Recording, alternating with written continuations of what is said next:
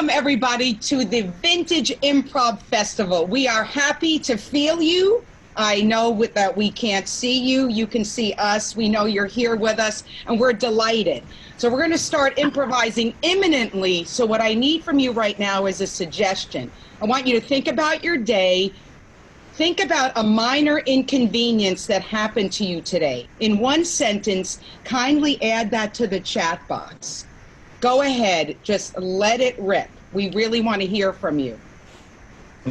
So we are the therapy players. We're a bunch of therapists, and you know, people love to see therapists make fools of themselves. We're a bunch of therapists called the Therapy Players out of Chicago. We are delighted to be part of the Vintage Improv Festival. Mickey Manting, shout out to you for being such a lovely host for us over these many weeks. We've had so much fun doing this. So tonight we're actually recording a show that will appear in the Improv Festival sometime between September 11th and the 13th. So be sure to tune in. More details will be in our chat box. The Vintage Improv Festival for people around the world. People who love improv who are over the age of 50. Some of us are over the age of 50. Whatever. So right now, without further ado, I want to introduce my sweet peeps, the people I play with every week, the therapy players! I know you. Great to see everyone. So right now, the game we're going to play, because we're therapists and this is what we this is what we assist with on a daily basis, making matters worse. You know, I went outside today and I realized, yeah, it was too hot at the beach. And because it was too hot at the beach, I sweated so much that my swimsuit just fell right off of me. And because my swimsuit fell right off of me, the wasps and hornets started getting onto my body. And because the wasps and hornets started getting onto my body, I got stung and parts of me got really extra large.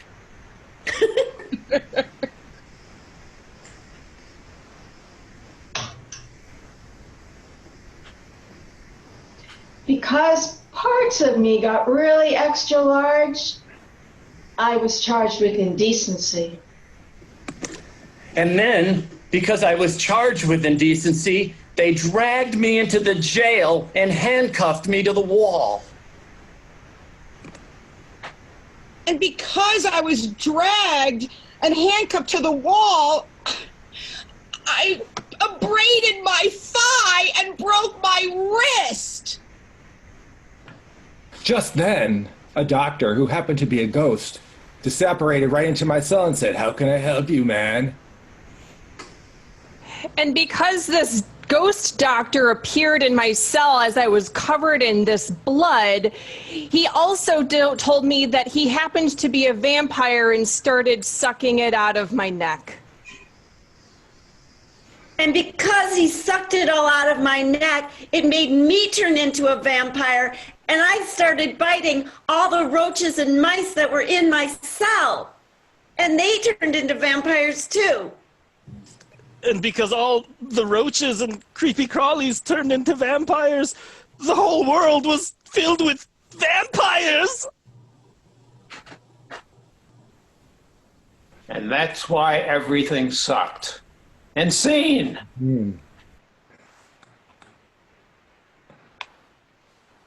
Hello, lovely people. For our next piece, I'm going to take a suggestion from you all. And what I'd like is a suggestion of a location that can fit here on our virtual stage. Not Starbucks, though. God, please do not put Starbucks in the chat box, but type any other location that you would like to see this next scene take place in the chat box. Now listen, we all love seeing live theater, don't we? Especially musicals. But since we can't go see a real musical these days, we are going to bring you a slice of Broadway theater right here tonight. So let's take a look at where that scene is going to take place. Ooh, I like that. I think the scene is going to take place in a shark hatchery. So now, let's sit back and watch our actors have their Tony-winning moments. Carla, I'm so happy you're here with me as we embark on our mutual exposure after watching Jaws as children.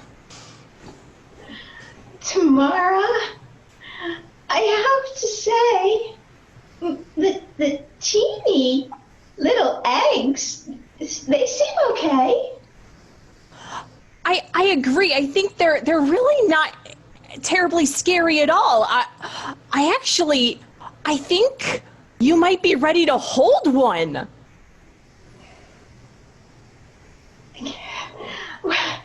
As long as it stays an egg. Carla, Tony-winning moment.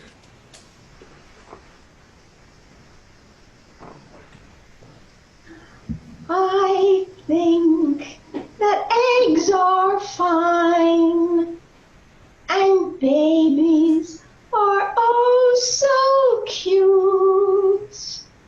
But if they have jaws on them, I don't think I can bear to see a shark. Oh no, not a shark. Oh no, even small, I don't want to see one. But if it's just an egg and the baby stays inside, then I could hold one near.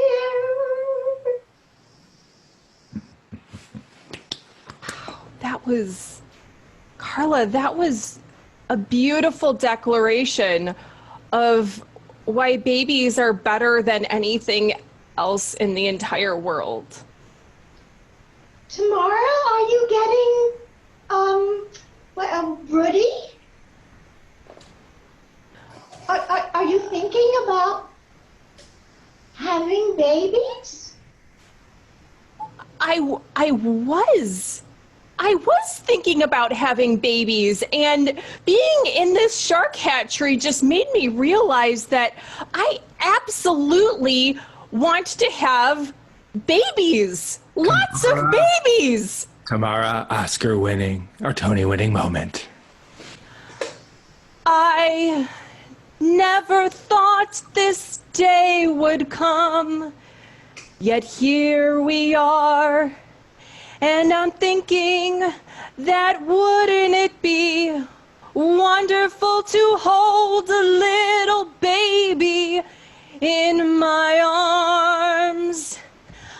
And wouldn't it be wonderful if that baby looked like me?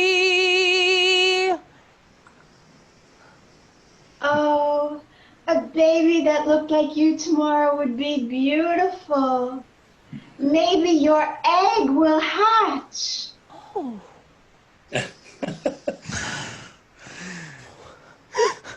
You people taking all my little children. Ah, how dare you? Oh, I like my children too. It's not just a human thing. Shark, Tony-winning moment. I love my little babies, but you took them away. You took them away. And now my vengeance shall be borne out on you all.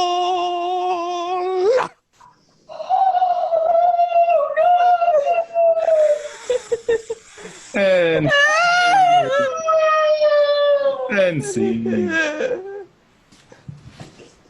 Hey, everybody. You know, many people think that therapists give advice. But tonight, we're not going to be giving advice because we have 3 experts that are going to be giving you advice. So what I want you to do is put in the chat room now an issue that you've always wanted to know an answer to. For example, how do I pick a good therapist? Or how do I get my kids to sit in front of the computer and learn their lessons, but not those? So put in there a burning question or a wacky feeling that you wanted some advice about, and put those in the chat room, and then we will have 3 experts. We're honored and humbled to have 3 experts with us today who will give us and you advice.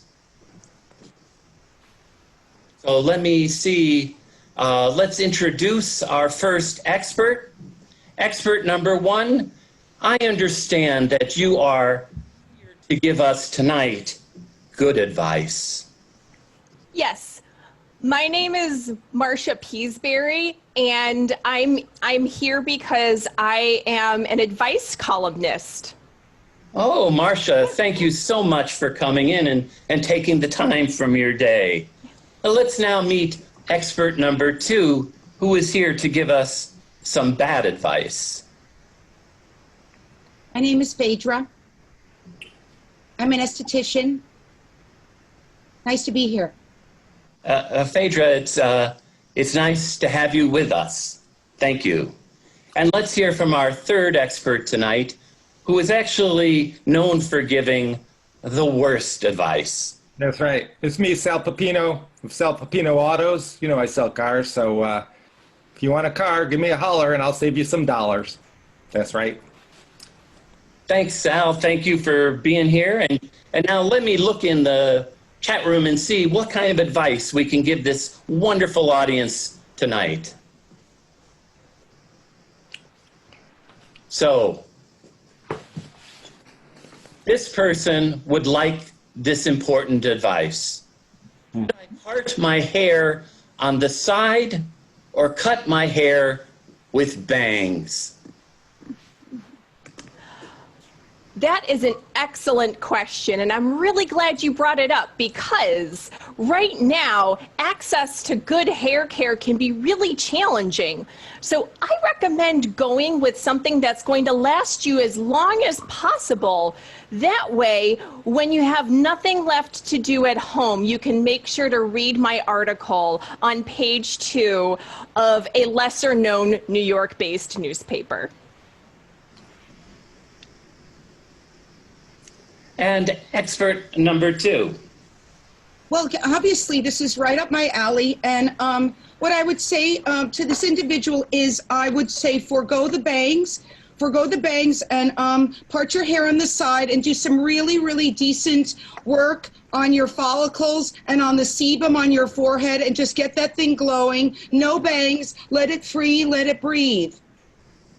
Thanks. And Sal? Listen here, when you're driving down the highway at 80 miles an hour in one of my bright red convertibles that I'm going to sell you, a Mustang, and the top's down, your hair's going to be going all over the goddamn place. It's not going to matter which is part on the side or the middle. What the fuck? Just get a car. Come on down to Sal's Auto. Great advice, you 3. And so let's hear from another one of our amazing audience members who are asking, how can vegans actually be happy? How can vegans actually be happy?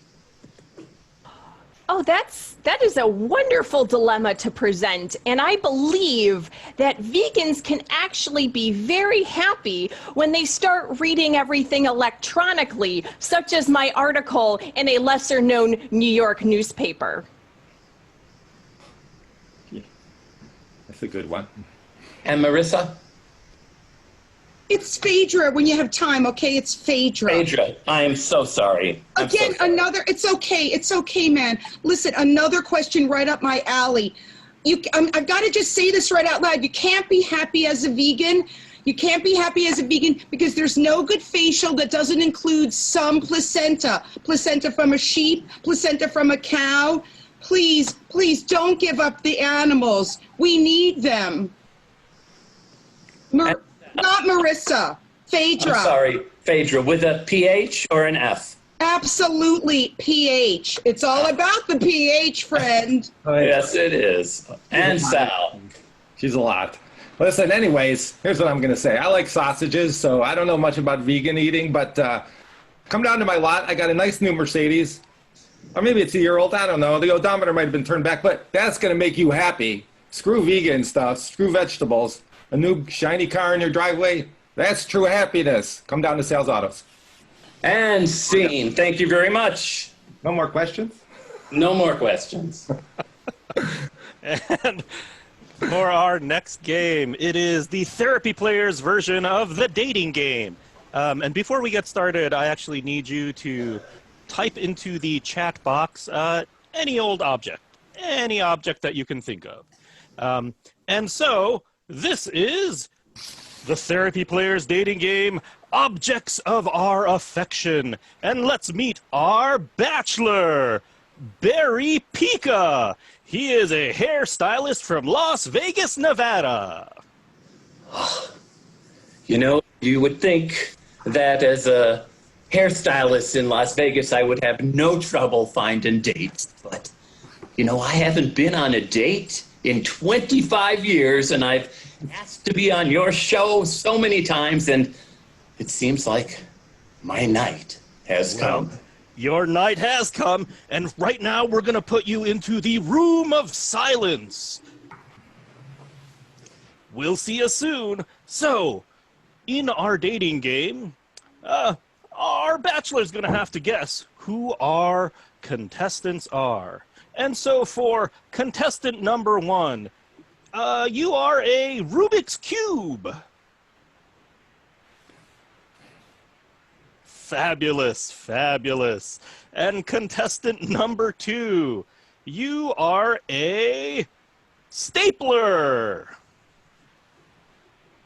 Nice, nice. Welcome, contestant number 2. And contestant number 3, you are a tape measure. Fabulous. We've got some amazing contestants tonight. Let's bring back our bachelor.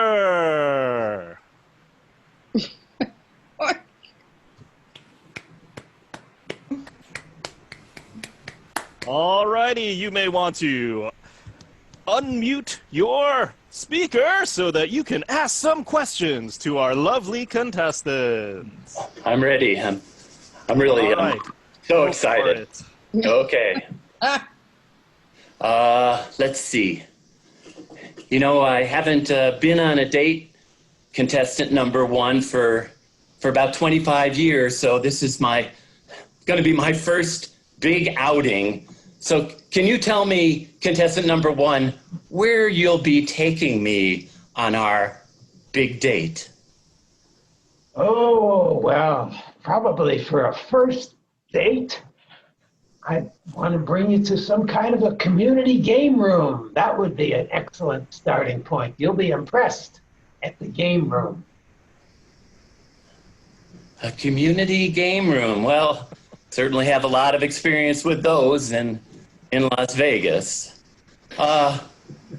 Contestant number 2, the same question. I haven't been out. I haven't been anywhere for all these years and looking forward to a date. Where would you take me on my date? Oh, honey, you haven't lived if you haven't been at the supply store, the office supply store. We can go through the aisles, we can organize and pull things together. It'll be wild. A date where we'll do organizing and put things together. It sounds tame. Well, no, not with me. Contestant number 3. Again, where would we go on our big date? You have not been out for a while, I can tell. Yes. You need a new suit. I would take you for a suit. I like to take the measure of a man. Oh, Okay. Sounds sort of sexy, actually. Let me ask a couple more questions here. Contestant number 1. I've always found that on a date, I'd like to use the person that I'm with, my therapist. I'd like to get advice from that person, somebody that could help me in my life. We're out on a date. What kind of advice, therapeutic advice, would you give me? Well, I probably wouldn't have too much advice to give you because I think you'd be too busy touching and turning and twisting me around. Whoa. Touching and turning and twisting. Huh. I don't know. It's sort of a physical kind of a date. Well, contestant number 2, let me ask you the same question. If you were going to give me some therapy on our date, what would you be telling me? I would be slamming down on you. Pounding. Pounding and slamming. Pounding. Putting it all together with my sharp intellect. Oh. Your sharp what? Intellect. Two-pronged intellect. Two-pronged. Your yin and your yang. Wow. Okay. Sounds like a stimulating kind of date. Oh, yeah. Well, number 3. I think all therapy should begin with a proper assessment. I think we need to size one another up, make sure we have our numbers known. So we need to have a good assessment, a good measurement. Okay. Let me ask one more question of the 3 of you. I'd like to bring you home to meet my mom. She always wants to know how my date goes, especially after 25 years. She wants the date to be a good one. So if I bring you home to meet my mom, what would you say to ingratiate yourself to her? Well, I don't talk much, but I'd probably offer her, well, it could either be letters or numbers, one or the other. Bingo. I think she is 93 years old, so bingo would be something that she would really appreciate. So close. And we're going to twist and turn and shake it up. And you are, I think that you'll be the tile spinner thing. Well, let me ask number 2. Let me go to number 2. What would you say to my mom to ingratiate yourself with her? I would tell your mom. Yes. How special you are.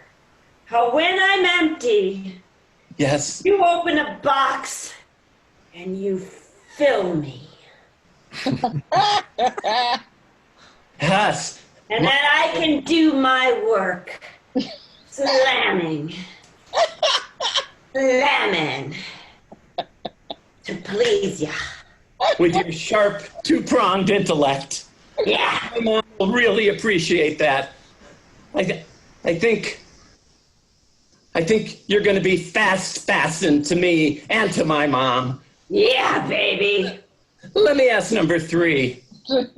What would you say to ingratiate yourself with my mother? I would ingratiate myself by saying, what a magnificent living room, 15 feet by 18 feet, and a 6'2" couch. How lovely! You know, And, my are mother you lives. ready? I think I'm ready. I think I'm ready. My mother lives in a very small apartment and has a very small couch. So I don't think we need to have another tape measure around.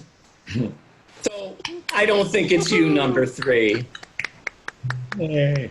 Okay. And number 2, the intellect, the sharp-pronged, the taking the place of a paperclip would really be meaningful to me. But you're too aggressive for me. I haven't been out in 25 years, and I sure don't need a stapler. I'm sorry. But you,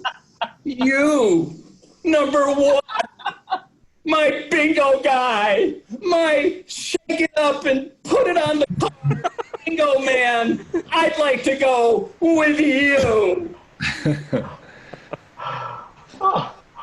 Oh, you're so close. I'm just going to say, that's good. We'll turn over all the cards.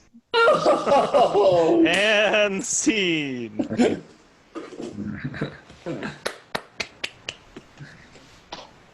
What I'd love for you to do now, dear audience, is type into your chat box the names of some categories of television shows. Categories like game show or sports, just a whole category. And if you'll type those now, I'll tell you why. You see, the therapy players have purchased a TV network, and we want to give you a sneak preview of our full lineup. So we're going to let you hear the theme song and have you see a little bit of what an episode might look like.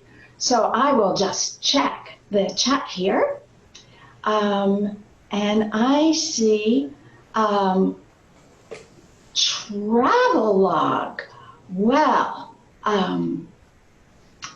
we'll take you now to a travelogue. This one is called All Around the Orient. So first we'll take you to a theme song. All around the Orient, you won't know where you'll be. The whole thing will be a decent surprise. Come along with me.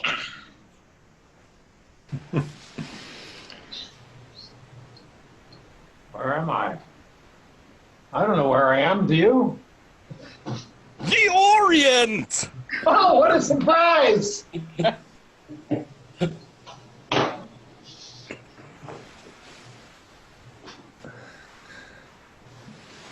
That was great. Now I see that we have a cooking show coming up. And this one is called The More Spice, the Tastier. Ooh, we've got cumin, we've got tarragon, we've got salt and pepper for you. What we don't have are 2 competent hosts. John and Julie have no idea what to do.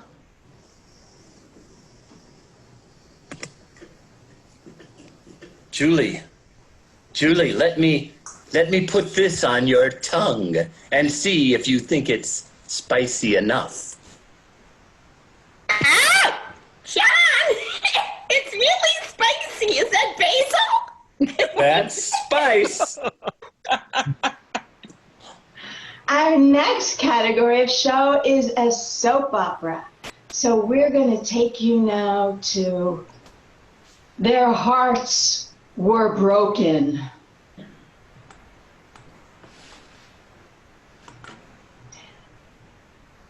Who knew what was inside? Who knew what lies in their hearts? But then a lightning bolt came down, it wrecked the whole town, and their hearts were totally broken. Bob, you really hurt me. Well, was it the lightning bolt or the heart attack that got you? I think it was everything. Everything is you. I knew I should have gone to cardiology school. For our next piece, the category was, oh man, I forgot the category. Yes, it was horror. We have a horror show coming up, and the title of that one is The Zombies Are Back. They're coming for you again. Again, they're coming for you. The zombies are back!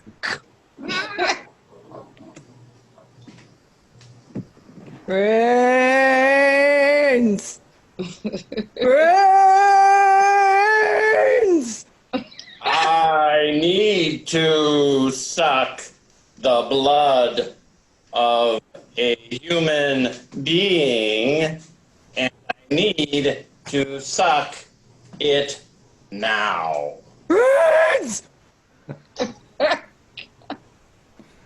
All right, well, that one is going direct to syndication. And for our next category, we're going to bring Sarah up to tell you all about it. One of my favorite shows of all time is Unsolved Mysteries. So as I explain how this is going to work, because the therapy players, we're going to do our more playful version of Unsolved Mysteries. What I need from you to put in the suggestion box is a genre or category of mystery like murder, except not that. So if you haven't seen Unsolved Mysteries, basically how it works is they would have a mystery that had yet to be solved. They would interview people involved, and from there they would show you reenactments of the events surrounding that. So what I need in the box is a type of mystery. Ooh. And someone has offered a UFO alien encounter. So we will now bring you to the mysterious UFO sighting over Utica, New York. And we will now start with an interview with Clyde Higginbottom, who saw several UFOs over Utica in 1977. Hello, everybody. My name's Clyde Higginbottom, and I'm, well, a financial planner, so I help people with their money. You know, I'm all about the dollars. One night I was doing my books and looked out the window and, well, first I thought maybe I was hallucinating. I saw some weird lights in the sky, but I went back to my books because, you know, my client Bertha McBridle, boy, she was really in financial trouble. And she needed my help very, very badly. But then I heard this weird sound, like a woo, woo, woo, woo, woo. So I was like, God damn it, I better go outside and check what this is. We will now show you a reenactment of Clyde Higginbottom and his client Bertha seeing the lights outside the window. What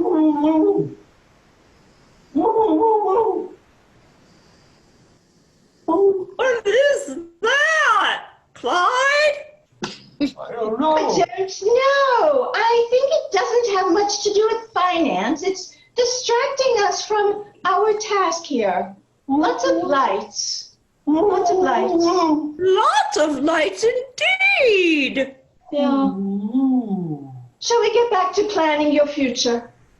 So, in terms of what happened next, we will now bring you to an auto shop in Utica where its owner, Charles, will tell you what he saw that same afternoon. Yeah, so nothing much happens here in Utica. It's pretty boring. We don't even have a good bingo game going on. It's so boring that, you know, I just sit here in my auto shop. Hardly anybody ever comes in. But this night, I do sort of remember that I saw two big lights. I thought they were headlights of Maggie's Mercedes. She's been having trouble driving that Mercedes and trouble with those headlights. And I thought, well, this must be Maggie coming down the road again in her Mercedes. And Maggie and I had a fling about 20 years ago, and she was hot then, but not now. So anyway, I saw these big lights and wondered, well, I wonder what's happening and how is Maggie doing? And then I looked again, and those lights, well, I don't know. I just don't know what they were. In fact, I didn't know if they were really Maggie's Mercedes lights or whether they were something else. You know, not much happens here in We Utica. now have a reenactment of the fling Charles had with Maggie 5 years prior, riding in her Mercedes. Oh, Charles. Maggie. Charles. Maggie. You ain't what you used to be, Maggie. Charles, I thought you knew how to handle an axle. Charles, Oh. come on. Are those your headlights, or are you just brightened up to see me? Charles, turn the key. What does it take? Charles, I'm begging you. I don't know, Come Maggie. on. Is it really So you? for our final interview, we will now speak with Bartholomew, who has no last name. At least he didn't share one with us. And Bartholomew will tell you, oddly enough, what he saw as he was eating a sandwich. I'm Bartholomew. I like peanut butter and jelly. But there's weird things happening in Utica. There's weird things. I was eating my sandwich, and then all of a sudden it was like 14 days had gone by, and then I was back on my couch without my sandwich. We will now show you a reenactment of Bartholomew and his sandwich going missing. Well, I just did a sandwich here, and this is great. I love it. Mom, can you make me another peanut butter sandwich? Mom, and give me a fresh pair of pants, too. So it's clear from what we're seeing here that we actually have no idea what was seen in Utica, New York in Utica, New York in 1977. And so we're hoping that you, as the audience, might be able to help us solve this mystery. And scene. Hey, everybody. Please go into your chat and write any kind of object in there. And we need suggestions of any object. Bring them on. You know, you probably realize that we therapists are really interested in your love lives. We talk about it, we ask you about it, we delve into it. We thought we would like to change and give you guys a turn to know about what it's like to love us. So with that, I'm going to take a look at your suggestions, and here we go. Loving me is like a pancake turner. Right away, you'll flip. Loving me is like a pancake turner. You have no idea why you have it, but you're sure glad you do. Loving me is like a pancake turner. Do not, under any circumstances, flip me until I bubble. Loving me is like a pancake turner. If you use it too much, things go flat. Loving me is like a pancake turner. I love it when you slide it under the hot part. Loving me is like a pancake turner. If you don't use it, you'll get your fingers burned. New suggestion. Loving me Go ahead. No, you go ahead. Loving me is like ravioli. Don't cook me too hard, because then I'll fall apart. Loving me is like ravioli. I'm better with sauce. Loving me is like ravioli, full of cheese. Loving me is like ravioli. You never know what you'll discover inside. Loving me is like ravioli, slippery when wet. Loving me is like ravioli, just bite size. Loving me is like ravioli. It's better when you have a big meatballs. Loving me is like ravioli. I float to the top when I'm done. Loving me is like ravioli. It's been handled by multiple Italians. And scene! Woo! And that's our show, ladies and gentlemen. That's our show for tonight. Thank you so much for tuning in and coming out and watching us. We're the Therapy Players, and if you like the show, please do tell all your friends about Therapy Players. Send them to therapyplayers.com. You know, we're doing shows online now, and so in theory, we could be seen by people all around the world. So tell all your foreign friends about therapyplayers.com, and one of these days when coronavirus goes away, we're going to get back on live stage in the Chicago area, so you can come and see us there too. If for any reason you didn't happen to like the show, well, we appreciate your coming out to Second City Online tonight. So once again, thank you so much to Vintage Improv Fest. Be sure and have a good time at the whole festival this weekend. Before we go, I'd like to have the players come out and say goodnight to you. Come on out, players. Butch Saper. Yeah, thanks for Michael coming. Greenbaum. Babaloo! Eric Cho. Jackie Gannett. Woo! Ruth Richmond. Hey! Nina Riccardi. Sarah Rusk. Our executive coach, John Abbott. Howdy. And our tech team, Adam.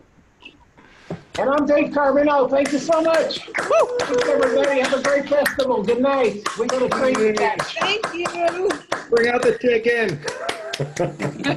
Chicken! Yeah! Chicken! Chicken!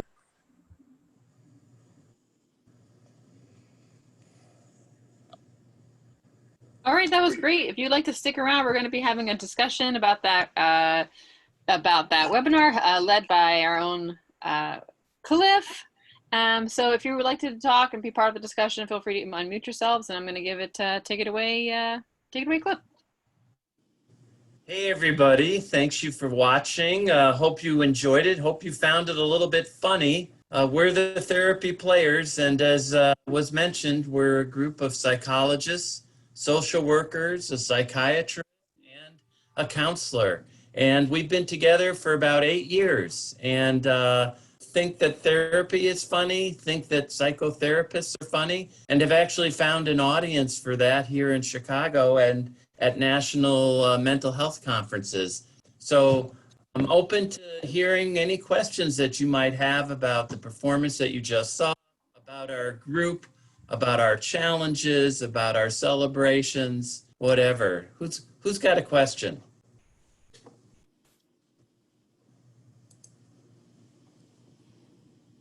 Well, I want to know how you all found each other. Yes. So about 8 years ago, Dave Carbonell, who was the last guy that you saw on the screen, he had a history of doing improv while he was in graduate school in Chicago. And he contacted me and said he'd like to do this improv stuff at least one more time before he died. So anybody that might be interested in doing improv, and because Chicago's the home to Second City and Annoyance and Improv Olympics and many other schools of improv, we thought that in fact we'd be able to find people. And right away we had 8 to 10 psychologists that said, we were interested. So we started rehearsing, and our very first gig was at the Illinois Psychological Association at their presidential reception.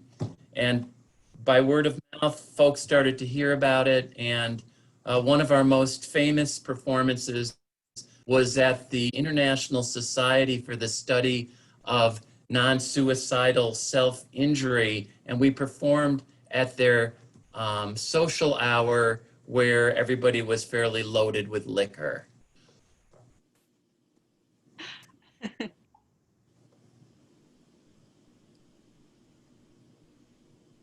What other thoughts or questions do you have?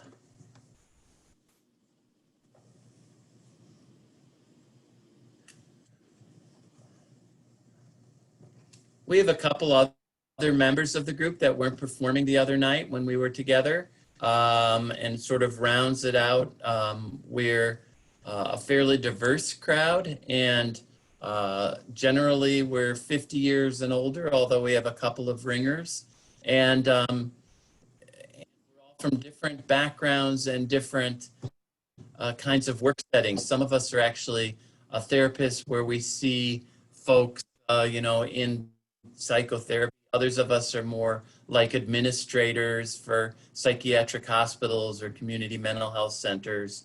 And lately during this pandemic, we've been finding that group therapy practices or mental health centers are needing some levity and have invited our group in to perform for their administrative meetings, to take up 20 to 30 minutes to just get some laughing going, because God knows in this day and age, a little laughing can go a long way. And because we have this therapy niche, the therapists or the staff of these agencies are particularly open to hearing jokes about themselves, performed by people just like them. That's fantastic. Yeah. We also have been doing some benefits around town. So small theaters, especially theaters that we've performed in doing improv, who are really suffering because obviously nobody's going to the theater these days. We've been doing some Zoom benefits. And so the theater has sent out announcements about our Zoom performance to their subscribers, and then the subscribers will donate money and participate in the Zoom performance. And so that's been real nice that we're able to give back to the Chicago theater community in our own way.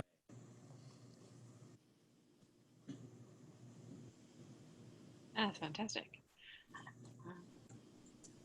I know several people sort of put in the chat room your suggestions, and I hope you weren't too disappointed, because obviously we recorded this earlier in the week, so your chats were not being seen by our performers, but I saw them, and it was interesting to see that some of the same themes that come up in our chat rooms during our live performances were also coming up today.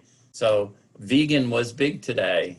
Aliens was big today and is always big. And proctologists, although I didn't see it today, is always big in terms of a suggestion.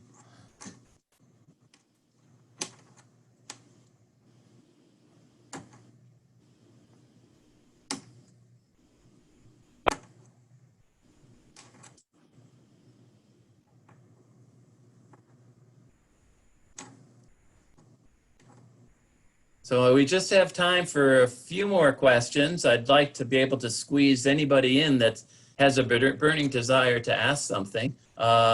So don't all fight for the mic, but are there any last questions before you all get on with the festival and join into, I know, what looks like a jam-packed few days of improv performances and classes that I think looks incredible.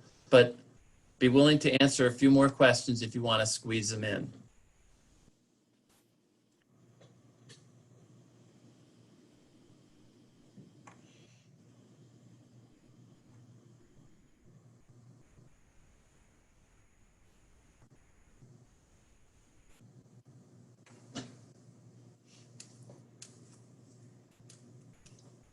Okay.